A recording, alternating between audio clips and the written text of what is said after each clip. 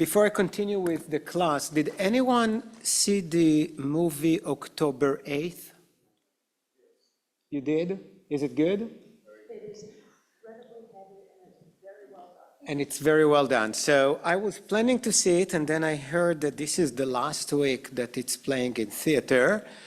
Our friend Kabi, who saw it, thinks that it's such a good movie that he offered to buy everyone tickets. So on Thursday, you'll have an email about it. So on Thursday at 4:45, I will go there, and anyone who wants to join me there, tickets are on Kabi. And afterwards, if anyone would like to join us, there is a Thai restaurant near, it's in Jupiter. It's in Sinopolis, yes. And just next to the movie theater, there is an Asian restaurant, and we can just have something to eat and maybe even to brief the movie a little bit. So you should get an email soon. Maybe it already went out. And I was very happy about it because it's like to be forced sometimes to do something that you meant to do but didn't do for different reasons. So this Thursday, 4:45, probably the last, this Thursday. The day after tomorrow. If it's Tuesday, you're absolutely right, yes. Day after tomorrow. Okay, it will be a nice thing to do together if you don't have better plans. It's very well. Yes, it's everything I read about it seems to indicate that it's an important movie for us. And movies like that, even if you disagree with part of the things, it's perfectly fine. But at least you know what's going on. Would you please bring the microphone closer to you? Closer to me? Any better? Is it better? No, don't lose it, not tonight. That's better. Better? Okay. No, it's good that you told me because I hear myself screaming. No, it depends on the location of the speakers in the ceiling. Let's talk about the Messiah. Let's talk about the Messiah in three religions. I will focus on Judaism as I always do. But then I'm going to switch to Islam, because I think once to understand the idea of the Messiah in Islam, you have to understand the idea of the Messiah in Christianity. And most of us here have a good idea about the Messiah in Christianity because Jesus is the Messiah. Christ comes from the word Christus, which means the Messiah, the anointed. So Jesus Christ is Jesus the Messiah. Okay, so we all have, just living in a predominantly Christian country, we know what it is, but very few know about the Muslim concept of the Messiah, which is rather fascinating, at least to me. It's an interesting combination of the Jewish concept with a strong belief in Jesus. But I don't want to start from the beginning. I want to start from the middle and to tell you a story about one of the most successful, at least in terms of followers, Jewish Messiah. By far the most successful one ever is Jesus, because he was the Messiah of the Jews. But we already spoke about, a long time ago, about Bar Kokhba. In the 2nd century, during the revolt, or after the great revolts against the Romans, there was another revolt led by Bar Kokhba, who claimed to be the Messiah, and many people joined him, including Rabbi Akiva, who really believed that he was the Messiah. But I want to talk about a person who lived in the 17th century by the name of Shabtai Tzvi. Have you heard about him? You heard. He's really fascinating. And we can tell a whole story about his weird life. He was born in Turkey, in a city that, in Izmir in Turkey, and was a yeshiva student, a rather devoted one. He was born in 1622. Modern scholars now who write about him and interpret his behavior believe that he suffers from bipolar disorder because he had periods of being very high and very deep lows. In any case, in 1648, he made an announcement that he was the Messiah. Some people believed him, some people did not believe him. Now, let me pause here for a second, for a long moment, just to explain what a Messiah is. The word Messiah, or Mashiach in Hebrew, means the anointed one. Any person in ancient times who was inaugurated to a high position of a king, of a high priest, of a prophet, was anointed with some special oil. They poured oil on their head and their body, and that was the symbol of being in that high position. So today you would say the one who was crowned, enthroned, inaugurated. Okay, we use all these words to signify that somebody achieved this very high position. Biblical times, not only in Israel, but we focus on Israel, ancient Israel, it was the anointment, okay? They anointed a person. So King David was the anointed, and King Saul was the anointed because they were kings. So originally, the anointed simply meant the one who holds on to an important position. That was the meaning of Mashiach. So when you read it in early biblical text, that's the idea of Mashiach, or the Messiah. In English, one who was anointed to a high position. But because of frustration with most current leaders, people started to develop the idea that the real Messiah is not the current leader, even though he was physically, technically anointed, but the anointed one will live in the future. Okay? So yeah, we have our king now, but he's not a good one. But we'll have a real one in the future, initially, who will be politically successful, not like the current leader we have. I'm talking about Bible, by the way, so please don't take things out of context and put it on Facebook. Things are weird now. So the concept of Messiah in the Bible itself, as we will see, I have some text for us, shifted from the current leader who was anointed to the future person who will become the Messiah. And originally, just as a very potent, capable political leader, and then it was developed also in some mystical ways. Okay, we will talk about it. Back to Shabtai Tzvi. So in 1648, which was an important year, because that was the year of the Khmelnytsky massacre. It took place in Ukraine. Millions of people got killed. It was a war between the Ukrainians and the Polish. Khmelnytsky in Ukraine is one of the major heroes. For the Jews, at least until Hitler, he was the worst. Okay? There are between 20 or 30,000 Jews who were massacred by Khmelnytsky and his Cossacks. In any case, that was a difficult time for the Jews. Most times were difficult for the Jews, but this was particularly difficult for the Jews during the Khmelnytsky massacre. But Shabtai Tzvi did not live in Ukraine or Poland. He lived in Izmir, in Turkey of today. And he announced that he was the Messiah. And he did some weird stuff. And I'll give you a few examples. We believe that there is, or mystically we believe there is an unpronounceable name of God.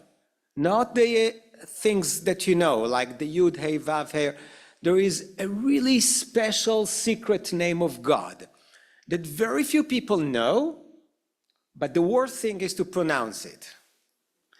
And he started to pronounce it. More than that. One day he announced that he is getting married and invited everyone to his wedding, and people came. Who was the bride? Those of you who heard of him, remember? A Torah scroll. A Torah scroll. He took a Torah scroll, dressed it with a beautiful white wedding gown, and announced that the Torah scroll was his wife. He was so holy, he was so special. But more than that, there is a daily blessing. In the morning, people who say the entire prayer has a list of things that we thank God for. So for God who clothed the naked, God who opened our eyes in the morning, and one of them, God who frees the captive. Now, the word of captives in Hebrew is asurim. Shabtai Tzvi pronounced it slightly different. Instead of asurim, which means captive, he said isurim, which means the forbidden things. So instead of God who frees the captive, he said that God frees or frees us from the obligation not to perform these acts that are considered to be forbidden. And he did some things that were wrong according to Jewish law, especially eating treif, non-kosher food, and having a relationship with people with whom he was not supposed to have relationship. And the most bizarre thing that he did, that was later in his career, one Shabbat, people saw him walking in the streets with a cradle, and they thought, ooh, a baby. And then they looked, and it was a fish. So he was walking with a fish and had some mystical interpretation why he had a fish. So I told you all the funny or interesting, unusual stories about Shabtai Tzvi, but he was a major figure in Jewish history because in his time, right, 17th century, was born in 1726, died 50 years later, okay? There were between 1 million and 1.5 million Jews in the world. And scholars believe that hundreds of thousands of Jews followed him. He was very influential. And all these weird, peculiar things that he did made him even more popular among some, not all. Some say, okay, this is a crazy guy, we should stay away from him. But others thought that this peculiar behavior is a sign for his greatness. At one point, he was kicked out of Izmir, moved to Istanbul, and some rabbi said, you know what, if you're really the Messiah, let's send you to the hottest Jew at that time. He was known as the greatest, smartest man, only 22 years old. His name was Nathan of Gaza, the same infamous or famous Gaza of today. So he went to Gaza to meet with this Nathan, and really he was considered to be the super Jew of the time. And Nathan met with him, and after a short time proclaimed that Shabtai Tzvi is the Messiah. And Nathan became his prophet. And Nathan, who was considered as the Elui, as the smartest Jew around, had a lot of influence. And people say, wow, if Nathan of Gaza thinks that chapter 3 is the Messiah, and he is his prophet, his messenger, there must be something about it. He tried to live in different places, in Cairo, in Jerusalem, didn't really work out, ultimately moved to Constantinople, which is Istanbul today. But I'm saying Constantinople because the Jews kept calling it Constantinople hundreds of years after the name was changed. So when you read Jewish texts, even though it was officially Istanbul, they kept calling it Constantinople. Got himself into troubles with the Muslim authorities, and he had a choice. If he wants to live, he should convert to Islam. He did. So now the greatest Messiah in Jewish history, or at least after Jesus, became Muslim.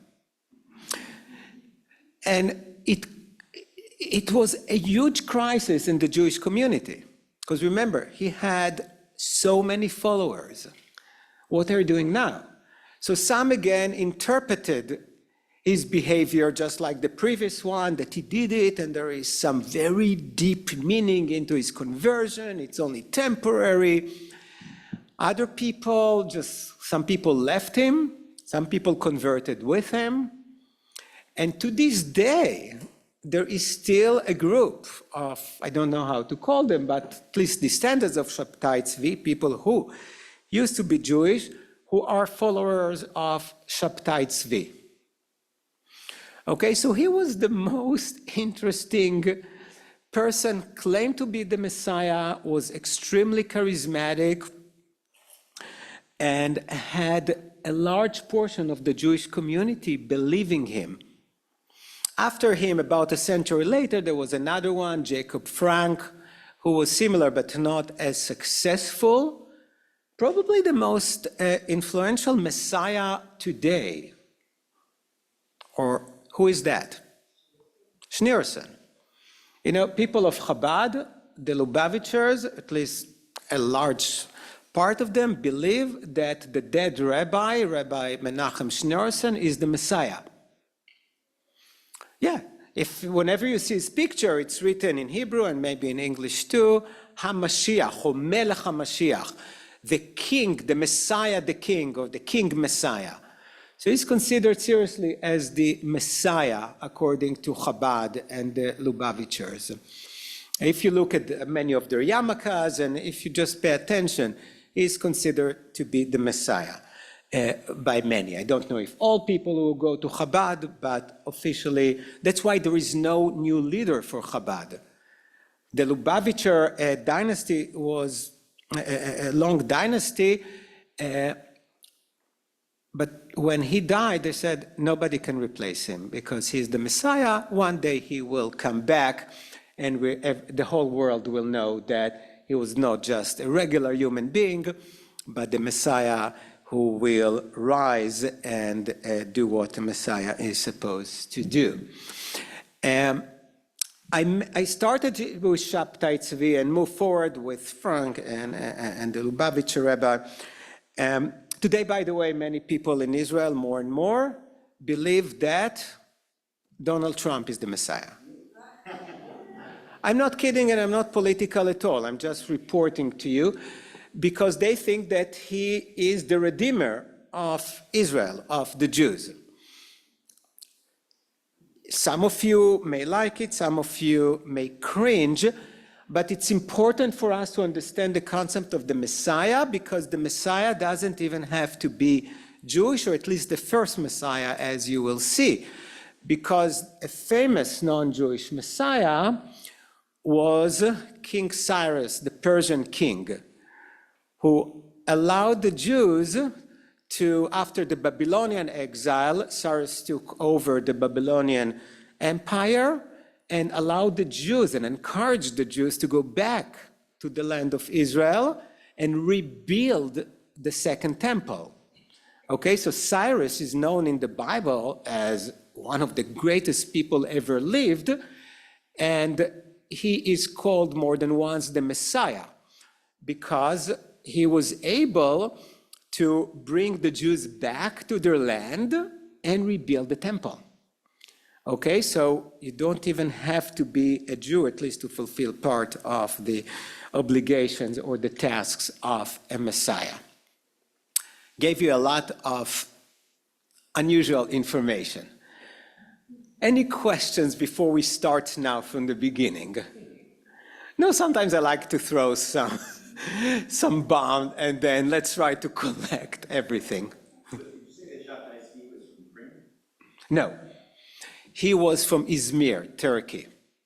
I said that at the same time when he announced himself as the Messiah, there was this Khmelnytsky massacre in Ukraine. Okay, so, and I mention it because most people follow one of the greatest scholars of Jewish mysticism, and Messianism is normally part of Jewish mysticism, is a man by the name of Gershom Scholem. He died some 30 years ago. He lived in Israel.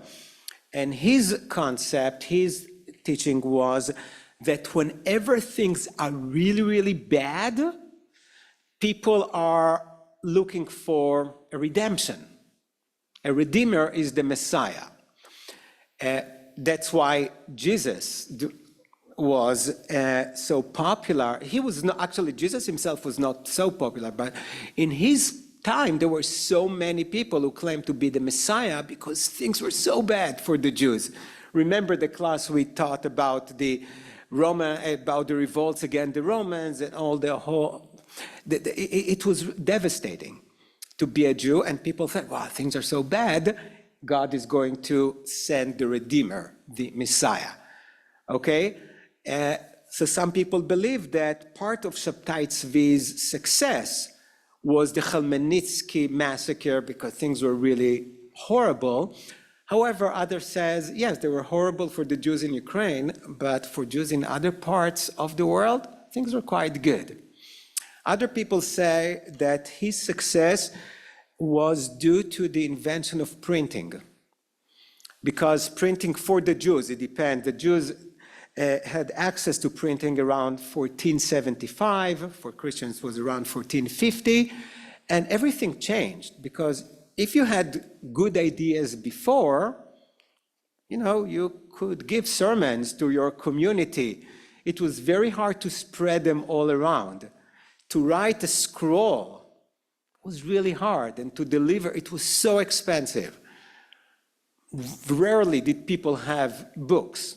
Okay, monks, their main role was to stay in monastery and to copy books. Okay, the people didn't have access to books. And then printing was invented. And very cheaply and very efficiently, you can print pamphlets and do whatever you want and spread your ideas all around. Many scholars believe that was also the reason for the success of Martin Luther in Christianity. Many people didn't like what the Catholic Church did. It was not the first to say, oh, things are wrong there. But he was the first to be able to use printing, to print pamphlets and to hang them all around and to make his ideas available to everyone. So some say that Shabtai Tzvi was more successful than the people before him because printing was available. I don't really know, but the idea that Jews are waiting for a Messiah has always been true. Always, always been true. And it makes sense to me that when things are bad, we want a Messiah even more, because when things are good, we're quite happy with what's happening. Who wants a change when things are good, right? So let's go to the concept of the Messiah in biblical text. Do you have the same things that I have? I have a tendency sometimes to bring one of my previous rendition of the text, and I'm looking at the different things. Let's read the first one from the book of Samuel. So he's talking to King David. Okay, Samuel was the prophet who anointed King David as a king. When your days are fulfilled and you lie down with your fathers, okay, when you die, I will raise up your offspring after you, who shall come from your body, and I will establish his kingdom. So what is the prophet promises David before his death? Even after you're dead, you'll have an offspring that I will raise. He shall build the house for my name, and I will establish a throne of his kingdom forever. Okay, one of your offsprings, or all your offsprings will rule forever. I will be to him a father, and he shall be to me a son. You see, you don't need to know much about Christianity to know how Christians read it, okay? And your house and your kingdom shall be made sure forever before me. Your throne shall be established forever.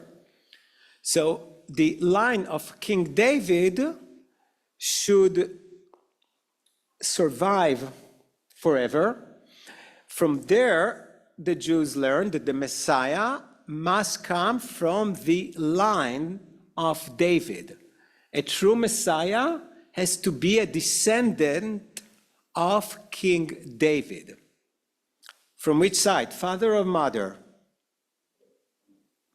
You're wrong, father. I know, there's so many tricky things. Later on, the rabbis changed it and said that the religion follows the mother, but that has not been the case originally. You follow the father. Okay? What was King David's mother's name? I don't know. What was his father's name? You do know, Jesse. Okay, if you don't know, you should. That's the name. Jesse is King David's father's name. Okay, he's known as David, son of Jesse. Okay, almost nobody's known son of their mother. Okay, so from there, that's what we learn. Let's look at the next one that from Isaiah this time.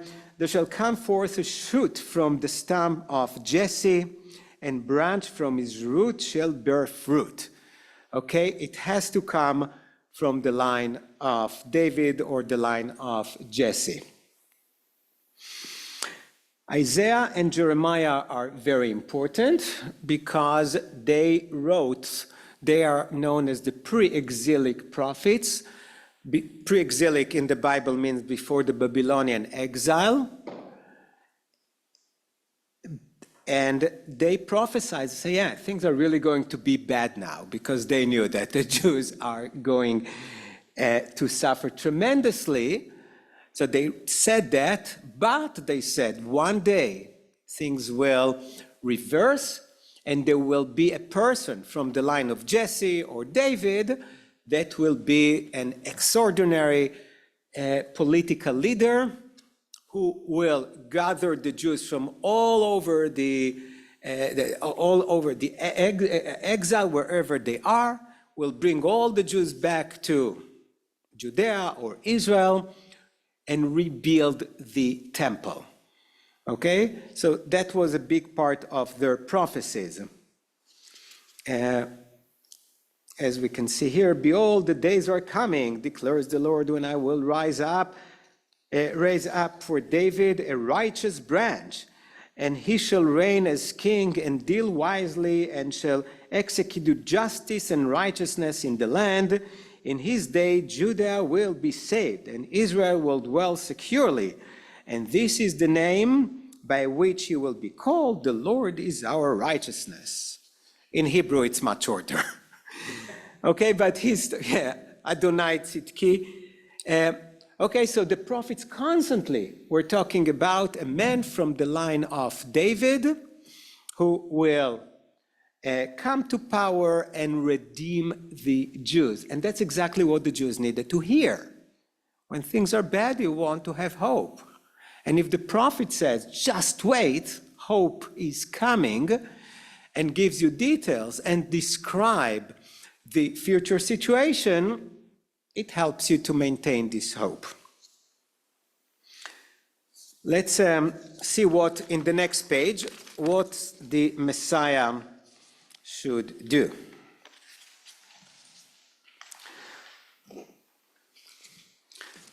For to us a child is born, to us a son is given, and the government shall be upon his shoulders, and his name shall be called Wonderful Counselor, Mighty God, Everlasting Father, Prince of Peace. All these names are good.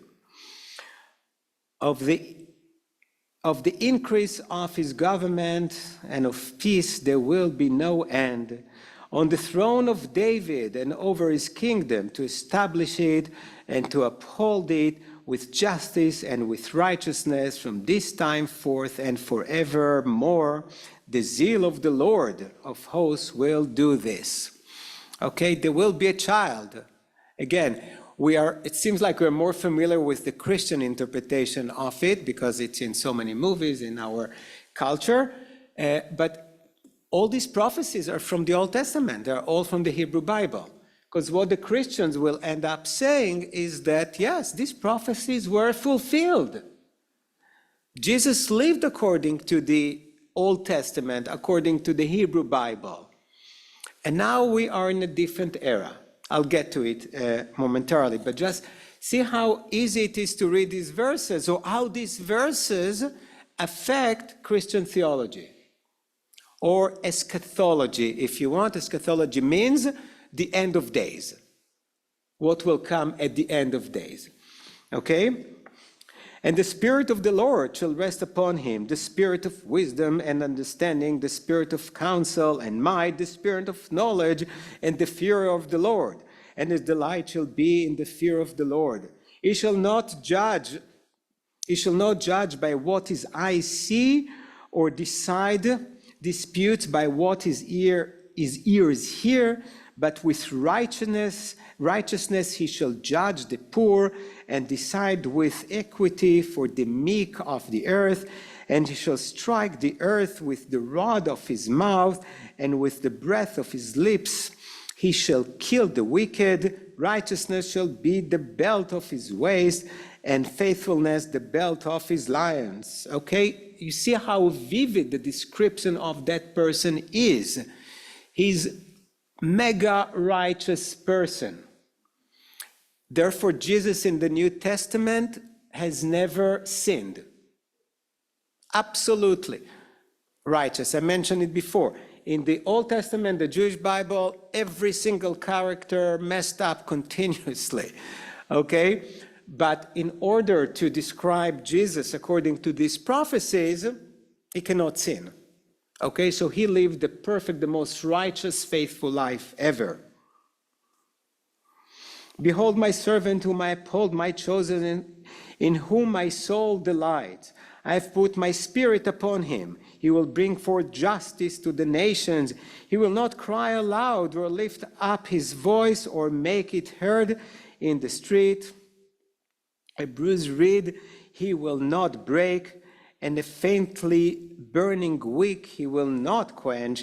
He will faithfully bring forth justice. He will not grow faint or be discouraged till he has established justice in the earth, and the coastlands wait for his law. So what will the Messiah bring? Justice, compassion, faithfulness, okay? The world will be a better place because of the Messiah.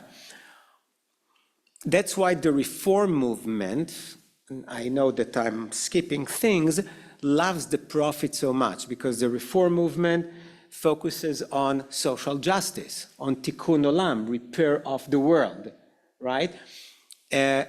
Traditional Judaism, in Orthodox you see it more, the emphasis is on observing the commandments, okay? But the Reform movement shifted from the commandments. It's not that you should not observe the commandments. We should, but even if you don't focus on the commandments, always focus on social justice, on repairing the world. That's why the prophets are so important in the reform movements. The Torah is more important in Orthodoxy.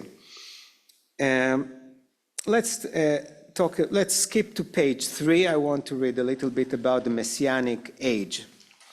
So after the Messiah comes, it's not one day, it's a whole period. Now, with the Messiah, the world will look different, okay? A place of righteousness.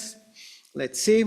It shall come to pass in the later days that the mountain of the house of the Lord shall be established as the highest of the mountains, and shall be lifted up above the hills, and all the nations shall flow to it, and many people shall come and say, "Come, let us go up to the mountain of the Lord, to the house of the God of Jacob, that he may teach us his ways, and that we may walk in his path." So not only that the Messiah will bring justice to the land of Judea, what else will happen? All the nations of the world will believe in the God of Israel. Not that they are going to convert to Judaism, there is no need for them, but they will understand that the ethical monotheism, God's morals, the gods of the Bible, the God of Israel, God standard is the path, not only for the Jews, but for everyone. Okay, now the Jews will always have some extra things. Gentiles who believe in the God of Israel don't need to keep kosher. Okay, there is nothing morally wrong about not observing the dietary laws for non-Jews. Jews have some extra stuff. It's not that everyone has to not avoid bacon in the morning. Maybe the doctors will tell you to do that, but okay, so there are many commandments or mitzvot that are unique to the Jews, but many are universal. And when the Messiah comes, everyone will acknowledge the universal commandments and will follow them. They'll understand that that's what the Lord, the God of, here they call him the God of Jacob. Jacob is another word for Israel, because the person Jacob, the patriarch Jacob, had two names, Jacob and Israel. And today we don't talk about the land of Jacob, but the prophets use them interchangeably, Jacob and Israel. So we see it all the time. Okay, it's not a rare thing. Okay, so all the nation will recognize the Lord and the universal commandments. For out of Zion, Zion is another name of Jerusalem, shall go forth the law and the word of the Lord from Jerusalem. He shall judge between the nations and shall decide disputes for many peoples, and they shall beat the swords into plowshares and their spears into pruning hooks, which means no more conflicts, no more wars. You don't need iron for means of violence, you need them for agriculture. Can you imagine a world without the tremendous budget that goes for security, for defense? Okay, things that there is really peace and no suspicion, and all the nations will convert their military and defense budget to education and health.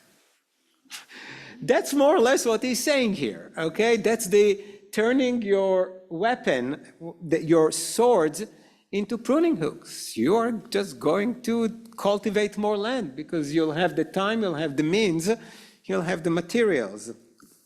Nations, going to page 4, shall not lift up sword against nation, neither shall they learn war anymore. Okay? So this is what the Messiah will bring. Peace among all the nations, end of conflicts, recognizing the Lord. That's the universal message, and the specific message for Israel, he will bring all the Jews to their ancestral land, rebuild the temple in Jerusalem.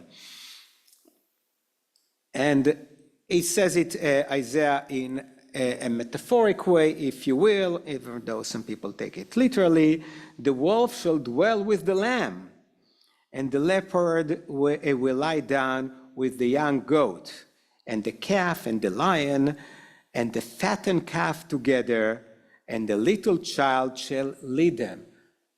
Harmony. Even among the animals, in the animal world, nobody will. I don't really think it should be taken literally here, but as a metaphor, it's a beautiful one, right? It's not that the strong will always beat up the weak. No, just harmony. This is really a small part of the biblical references to the Messiah. And that's what Jews believed in. Okay, so Messiah, initially the person who has been anointed or inaugurated as a king, as a prophet, as a high priest, and it changed to a person in the future, because our current leaders are all bad, and in the future we'll have the right person from the line of David, not just a person, must be from the lineage, from the line of David. So he will be this wonderful political leader, and also will be able to affect the entire world. Let's go to Rabbinic Judaism. A second, I decided to divide the text different ways. Okay, you see the concept of Messiah in Judaism, rabbinic sources. You have only 3. Do you have it? Okay, good.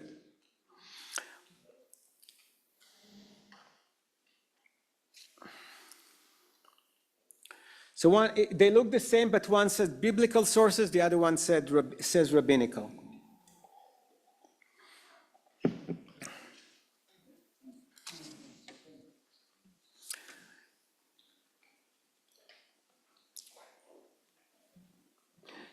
Okay, so this is a nice, the first one, a nice passage from the Babylonian Talmud, tractate Psachim. Just by the name Psachim, what do you think that it deals with?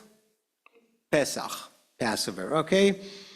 And it lists 7 things that created before the world. Let's read. 7 things were created before the world was created. And these are the Torah, repentance, the Garden of Eden, Gehenna, which means hell, the throne of glory, the temple, and the name of the Messiah. What do you think what does it mean that things were created before the creation of the world?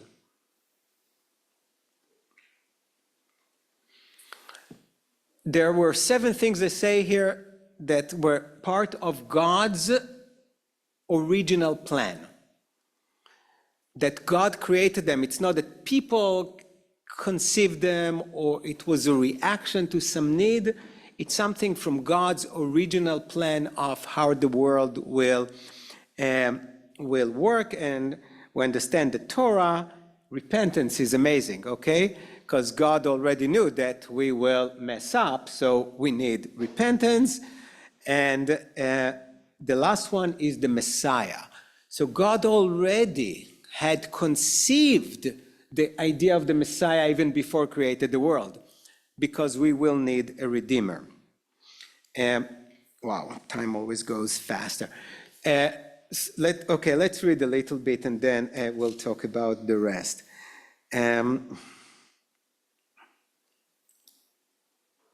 Let's skip that. Let's go to number 2, a time of arrival and signs of the Messiah.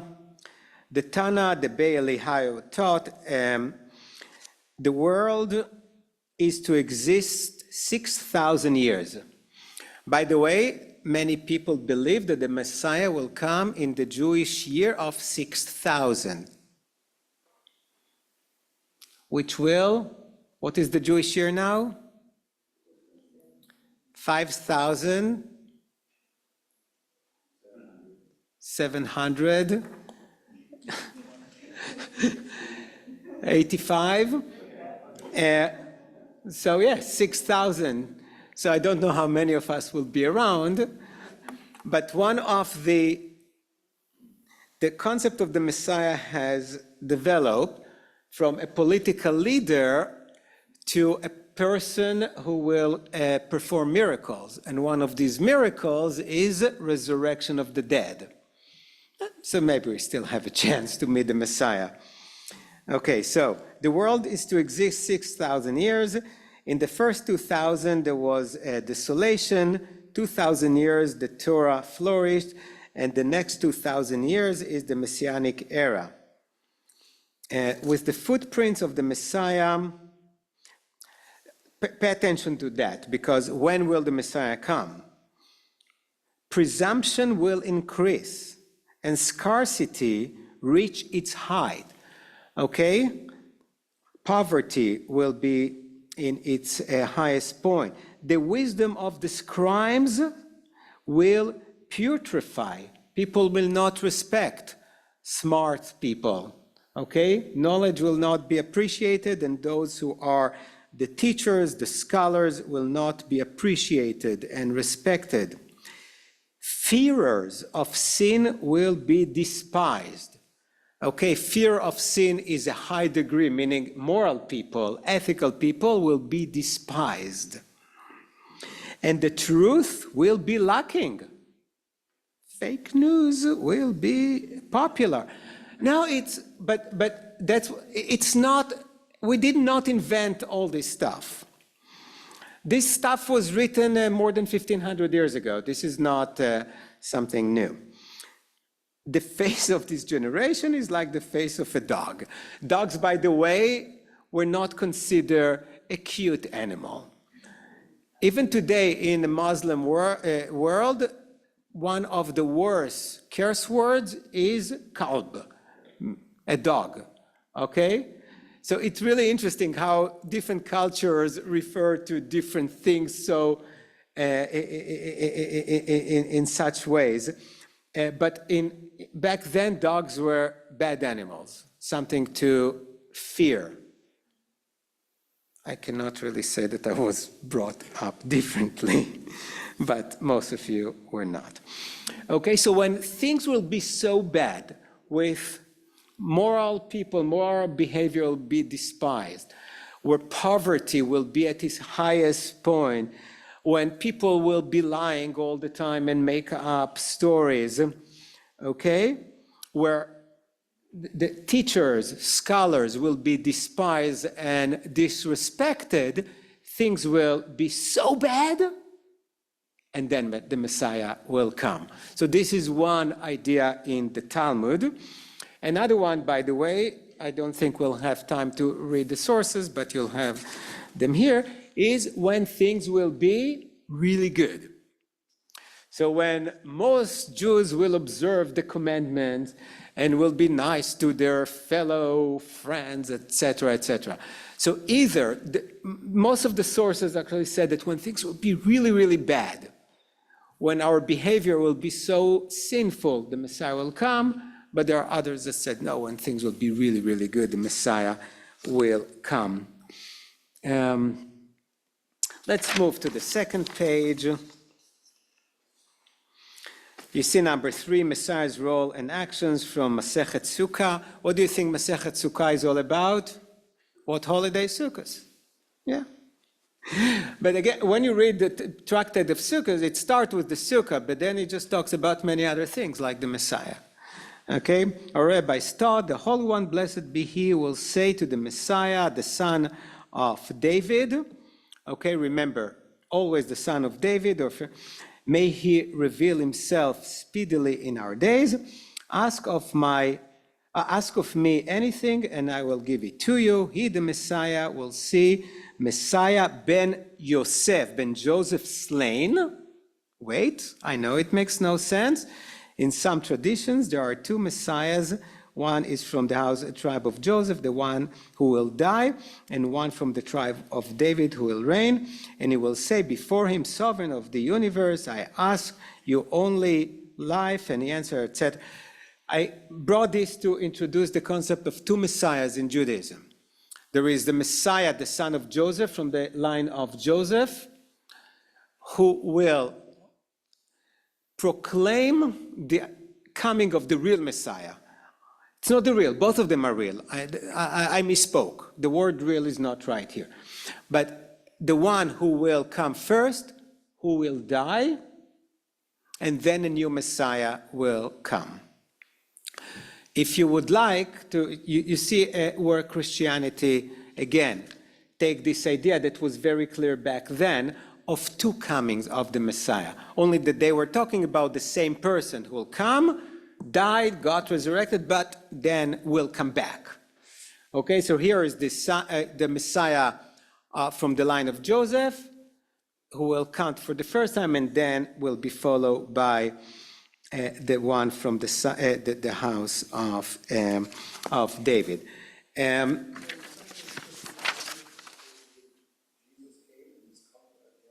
So let's talk a little bit about Jesus, since you mentioned it.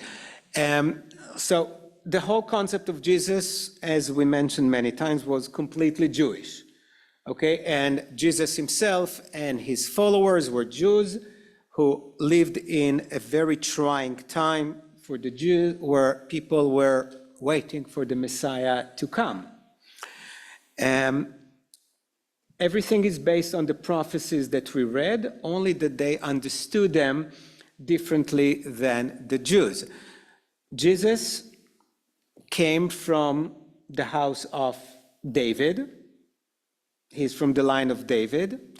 He's from Bethlehem, and some of them are talking about the Messiah will come from Bethlehem, which is the birthplace of King David. What didn't work out for Jesus and why the Jews did not accept him as the Messiah? All the prophets are talking about what the Messiah will do. All the Jews will go back to the land. Didn't happen. The temple will be rebuilt. Didn't happen. End of wars and conflicts. Didn't happen. So the Jews said, okay, we gave him a chance, but he's definitely not the Messiah. You can say that he came from the line of David, and you can even tell us stories that his mother was a virgin. The word virgin in Isaiah that Christians take literally, the way we understand it today, most of the time in the Bible means a young woman. Has nothing to do with virginity the way we understand it today. Okay? But the main point was nothing good happened after Jesus. Okay? Where are all the good things that are supposed to happen? So the Christians came up with a good answer. He's coming back. So first he came in order to correct, to repair our relationship with God. If you remember some of the previous classes, Christians believe that because of the original sin, which had nothing to do originally with sex, but with disobeying God and eating the forbidden fruit, okay, we hurt our relationship with God as human beings, and then Jesus came, lived the perfect life, made himself the ultimate sacrifice because he was perfect, and by dying, he repaired our relationship with God. He atoned for the original sin. He allowed us to have relationship with God, and that's it. The rest of what the prophets are talking about will happen when Jesus will come back. The Jews don't buy it. Okay, for the Jews, no. There is one Messiah, and when this Messiah will come, this is the list of the things he will do. And I actually listed them at the page 4 here. We can look. Okay, if you see the conditional arrival, the Messiah's coming is not predetermined by depends of Israel, repentance and observance of the Torah. Human leader, divinely empowered, the Messiah is a human being. In Judaism and in Islam, as we'll see later, the Messiah is human being, is not God. Okay, in Christianity, the Messiah is God. The Trinity, right? The Father, the Son, and the Holy Spirit. So the Messiah is part of the Trinity. He is divine. Not in Judaism or Islam. It's a human being that will die. He will perform amazing things. He will save humanity, if you will. He will redeem the Jews and the world, but just a human being. Think of him, it's always him in the literature, as the super smart, capable leader, still a human being, okay? The Messiah is a human being, a descendant of David, but empowered by God to fulfill this mission, focus on action. The Messiah is identified by his deeds, not by miraculous claims.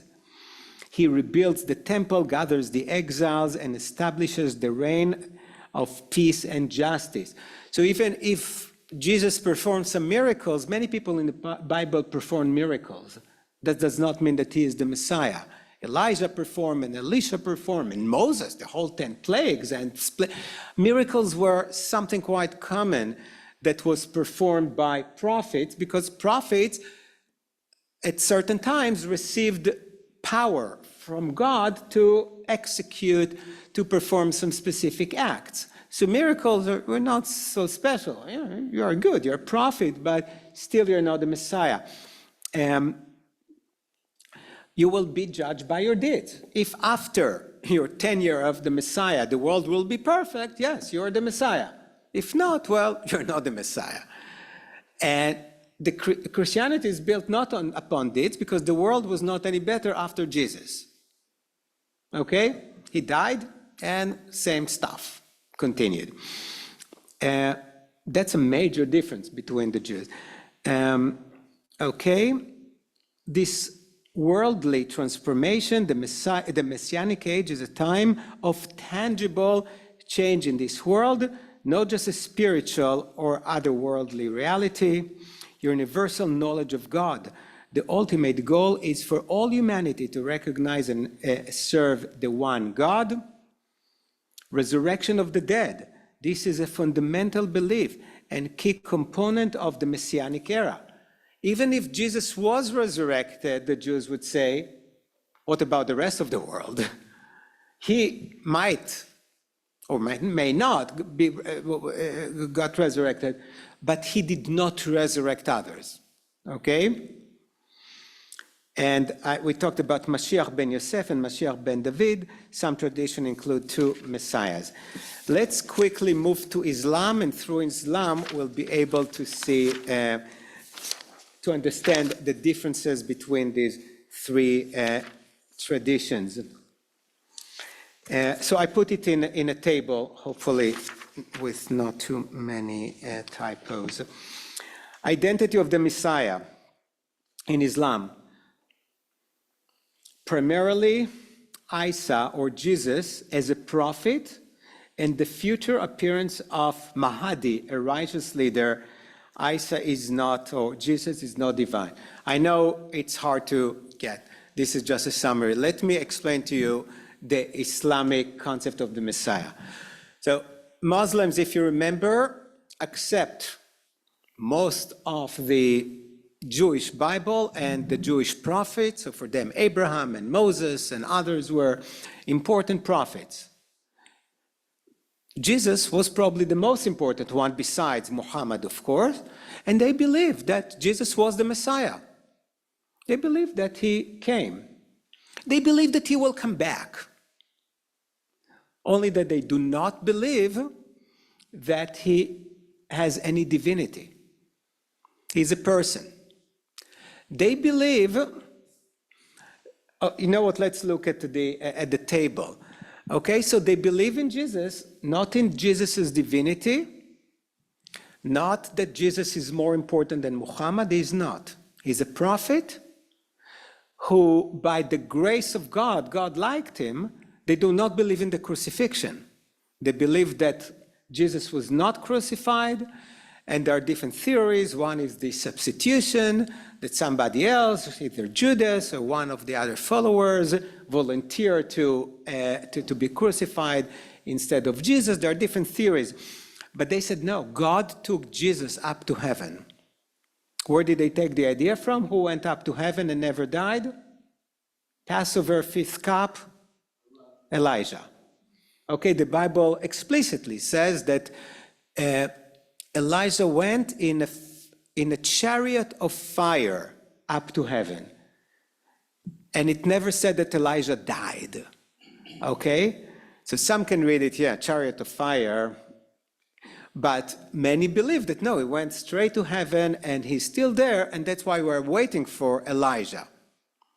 Okay, that's why we waste a full cup of wine for Elijah during the Seder.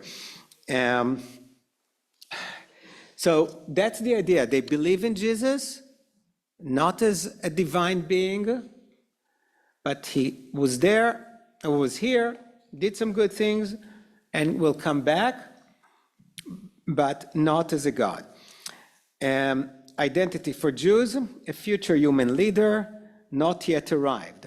Okay, so the Christians are expecting the Messiah to come back for the second time. For the Jews, he has never arrived. Huge difference. Must be from the line of David, who will restore the kingdom of Israel and usher in the era of peace and obedience to God's law. And for Christianity, Jesus Christ, remember what Christ means? The anointed. Christos, that's the name in Latin. So the Christians mostly read in Greek, not Latin, read the Greek translation of the Bible, the Septuagint, and in Greek, the anointed is Christos, hence Christ. Okay? So Jesus Christ, the Son of God, both fully God and fully human, the Messiah who is already come to atone for the sins, for the original sin, and will come again to judge the living and the dead. Okay? So this is a very good way to explain why Jesus the Messiah, even though he did not fulfill the prophecies. This is only Act 1. We shall be tuned for Act 2. Divinity.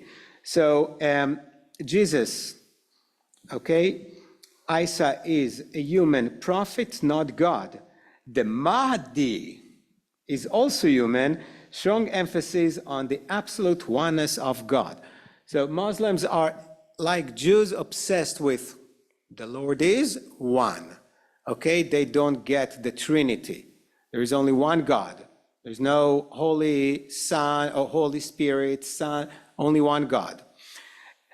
So Jesus will come back, they believe, because God will bring him back, but he will be second to Mahdi, to the prophet that will reign at the same time or just after Jesus. And the Mahdi is very similar to the Messiah in Jewish tradition. Human being who will restore peace and justice, only that instead of following the Torah, the whole world will follow the Quran or the Surah, right? But the concept is very similar, only that they fully believe and accept Jesus' death, Jesus and his coming back. Okay, this is, I think, something that most people don't know. Many people know that the Muslims accept Jesus as a prophet, but the whole idea of the Messiah, and when Muslims use the term Messiah or Isa, is always Jesus. Mahdi is their equivalent to the Messiah. So he will start. He will start to fix things. He'll be a great leader, but then he will either die or will reign with the Mahdi.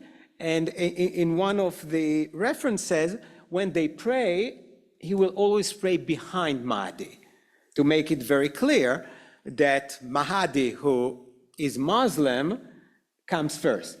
Because the whole world will learn that the real truth is with Islam, with the teachings of Muhammad.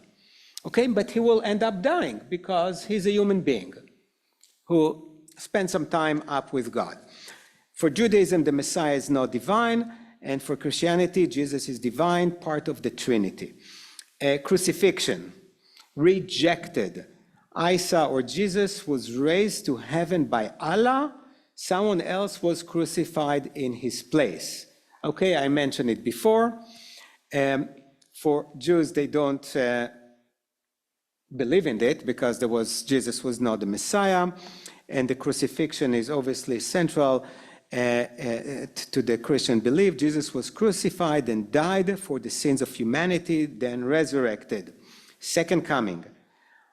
Jesus, for the Muslims, will return to defeat the Dajjal, the Antichrist. Okay, so if somebody called you the Dajjal, be very offended. Establish justice and rule before the day of judgment. He will follow Islamic law and be the follower of Muhammad. Okay, so Jesus will come back to establish the kingdom of God according to the Islamic way. Judaism, the Messiah's arrival will be a single future event, no concept of second coming. And in Christianity, Jesus will return to judge the living and the dead and establish his eternal kingdom. Role. For Islam, Isa will establish Islamic rule, defeat evil, and lead Muslims. The Mahdi will restore justice and guide the community. Very similar again to Jews. For Judaism to restore the Davidic kingdom, rebuild the temple in Jerusalem, gather the Jewish exile, and usher in an era of universal peace and knowledge of God, and the role of the Messiah in Christianity to judge the world, defeat evil, and establish the kingdom of God fully.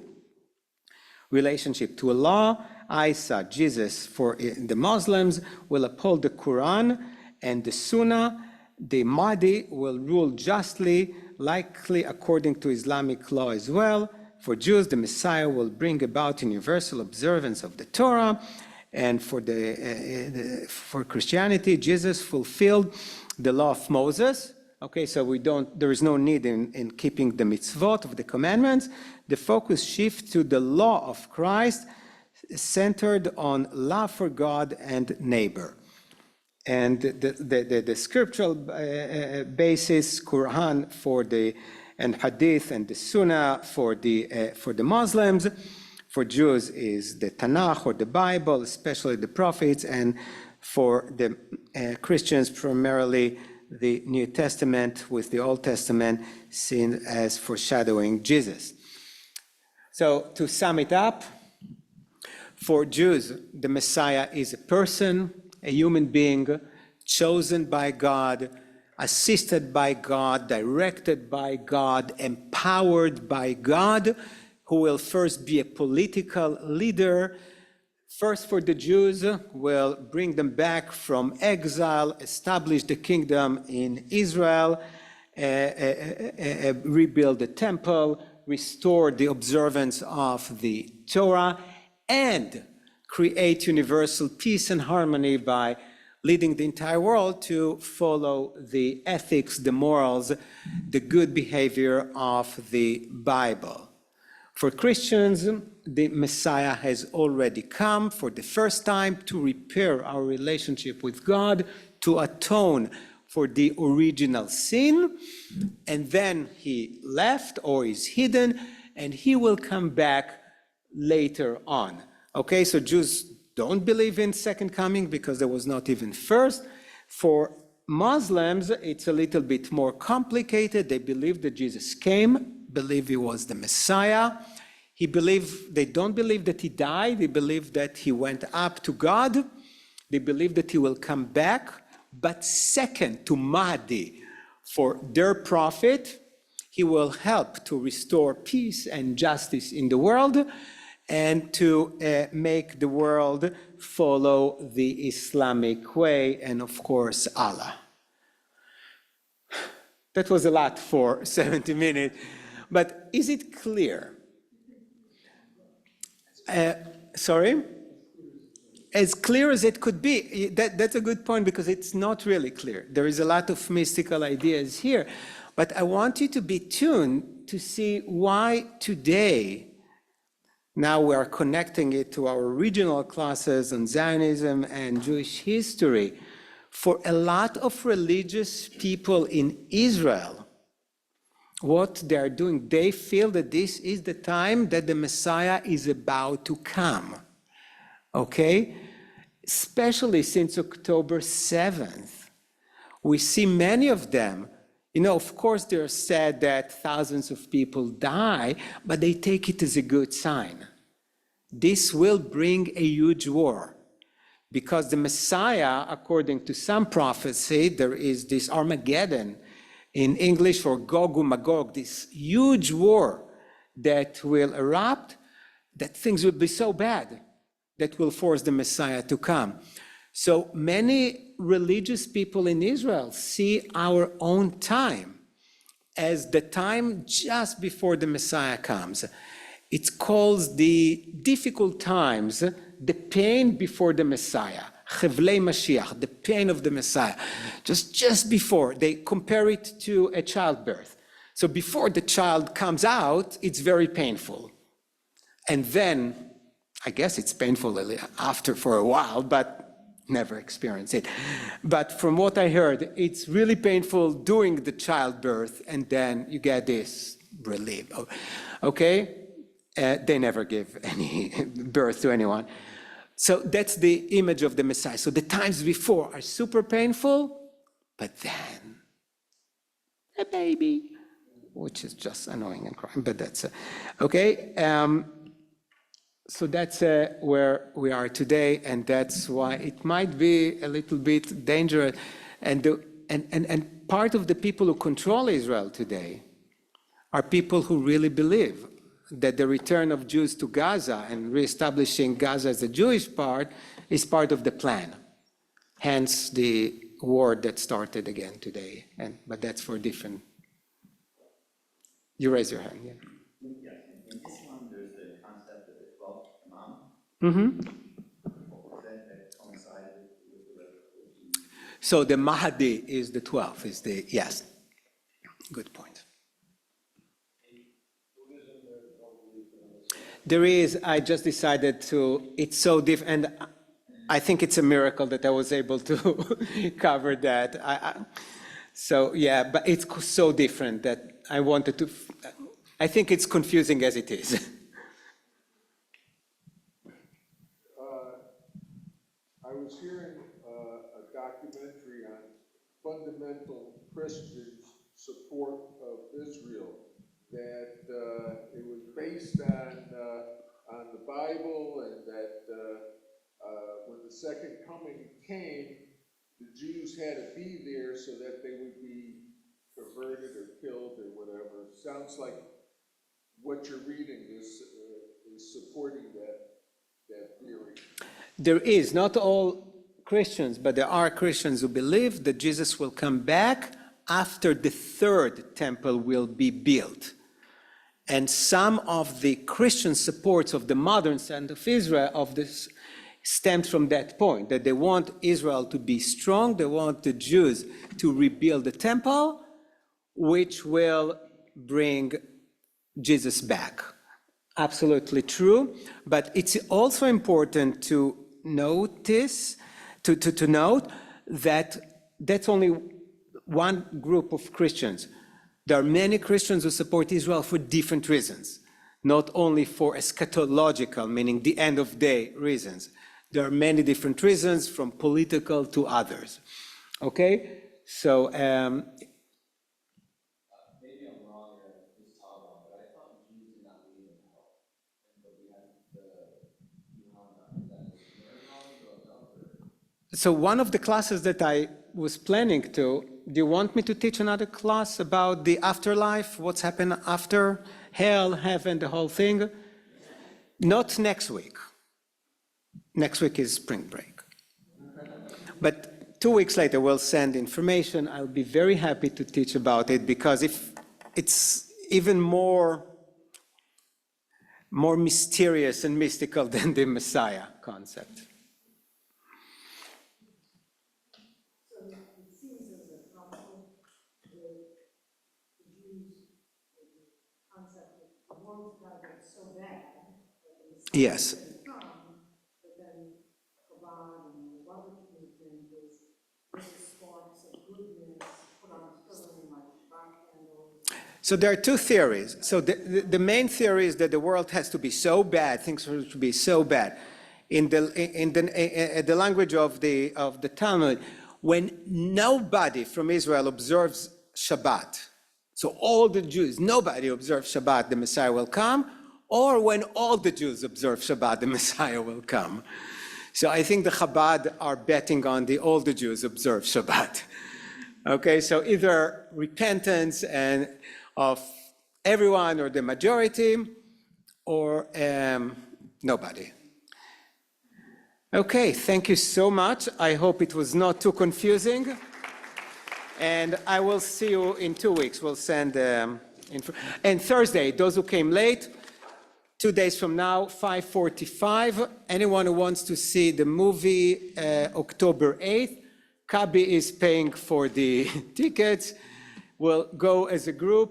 It's in Jupiter, the movie theater in Jupiter. 5:45 we are going.